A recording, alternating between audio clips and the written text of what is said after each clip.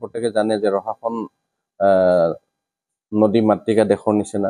পাঁচখন নদীয়ে আমাৰ ৰহাক সময়ত আমাক বৈচিত্ৰপূৰ্ণ সমলো দিছে আৰু আমাক দুখ দিছে, বেদনাও দিছে।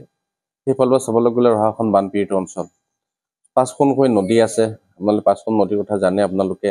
এই পাঁচখন নদীৰ ব্যৱস্থা বৃহত্তৰ ৰহা অঞ্চল বুলি নহয়, বহু অঞ্চল, মৰিগাঁও জিলা, নগাঁও জিলা, বহু অঞ্চল এই পাঁচখন নদীয়ে আমাক প্ৰত্যেকটো বছৰে নহ'লেও প্ৰত্যেকটো বছৰ প্ৰায়বিলাকতে বানপীড়িত হৈ বিভিন্ন মানুহৰ ঘৰ দুৱাৰ, ৰাস্তা পদূলি, কৃষি পথাৰ সকলো অনিষ্ট কৰি আহিছে। শেহতীয়াভাৱে আমি এই কথাটো ক'বলৈ যাম যে বিগত সময়ত 2022 খ্ৰীষ্টাব্দৰ যি বানপানী হৈছিলে, প্ৰলয় বানপানী হৈছিলে, ৰহাত বিধ্বংসিত ৰূপ হৈছিলে বিভিন্ন ঠাইত।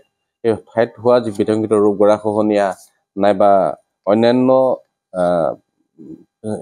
চাপ মাথাউৰিত ওপৰে বাগৰি অহা পানীবোৰে বহুত খণ্ড বিখণ্ড কৰিলে, বহু পৰিয়াল আজিও গৃহহীন হৈ আছে। এনেকুৱা নিচিনা সন্দৰ্ভত আজি আমি এই কথাটোৰ কাৰণে খুব গুৰুত্ব বহন কৰিলোঁ। যিহেতু মৰিগাঁও জিলা তেলাহীৰ পৰা ৰহা 47 নং ৰাষ্ট্ৰীয় ঘাইপথৰ ওপৰেৰে পাৰ হৈ ৰহা চাবুমুখ পথত লাগিবহি এটা নতুন মথাউৰি। সেই মথাউৰি নিৰ্মাণৰ ক্ষেত্ৰত আমি চৰকাৰক আৰু বিভাগীয় কৰ্তৃপক্ষক আমি ধন্যবাদ জ্ঞাপন কৰিছোঁ, আমি আদৰণি জনাইছোঁ। কিন্তু সেই মুহূৰ্তৰ লগে লগে আৰু এটা কথা ক'ব লাগিব যে এই নতুনকৈ নিৰ্মাণ কৰা যি মথাউৰি, ই যথেষ্ট ওখ মথাউৰি। ওখ মথাউৰি আনফালে কলঙৰ যিটো প্ৰস্থটো চুটি হৈ গ'লগৈ। চুটি হোৱাৰ লগে লগে যেতিয়া বাৰিষা সময়ত ভৰ বাৰিষাখন পানী উপচি পৰিব, উপচি পৰাৰ লগে লগে উত্তৰ দিশত থকা যিটো মাথাউৰি আমি ভকতগাঁও মণিপাট টোপৰ পৰা ধৰিলে আমি মূল ৰহালৈকে এই মথাউৰিটো যেতিয়া নিৰ্মাণ হ'ব, যথেষ্ট ওখ বনাইছে, আমি চাইছোঁ। আৰু এই ক্ষেত্ৰত আমি আপত্তি কৰা নাই বা আপত্তি নকৰোঁ। কিন্তু উত্তৰ দিশত থকা যিটো মথাউৰি আমি যদি চাওঁ, তেতিয়াহ'লে আমি ভকতগাঁৱলৈকে বা মণিপাট টোপৰলৈকে চাম। আমি মণিপাট টোপৰ পৰা যদি চাই, তেতিয়াহ'লে আমি ইয়ালৈকে যদি চাওঁ, তেতিয়াহ'লে আমি ৰহালৈকে একেবাৰে চাপৰ আৰু ক'ৰবাত গৰাখহনীয়া হৈ আছে। আৰু যোৱা 22ত বানপানী যেতিয়া হৈছিল, তেতিয়া চৰকাৰৰ তৰফৰ পৰা আৰু বহু জনসাধাৰণে নিজৰ পদূলিৰ মুখত বস্তা দি পেলাই, মাটি দি পেলাই ৰাস্তাটো বোৰ নোযোৱা কৰিছে আৰু গৰাখহনীয়া বহুত তোমাৰ হৈছে। সেই পথবোৰ আমি মেৰামতি কৰিবৰ কাৰণে কৈছোঁ। একে সময়তে মেৰামতি কৰিবৰ কাৰণে কৈছোঁ।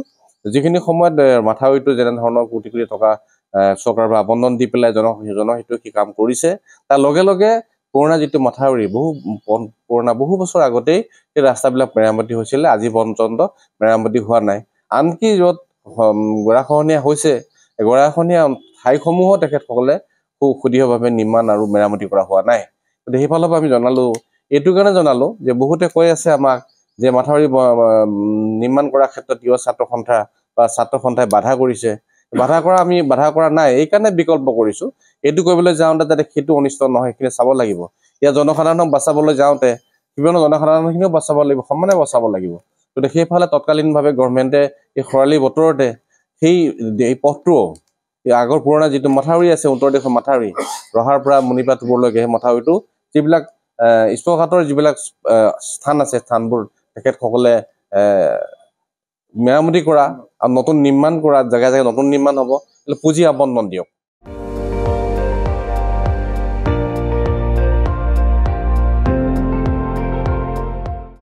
আপুনি চাই আছে ND24, সৰ্বশ্ৰেষ্ঠ নহয়, সৰ্বোত্তমৰ দৌৰত।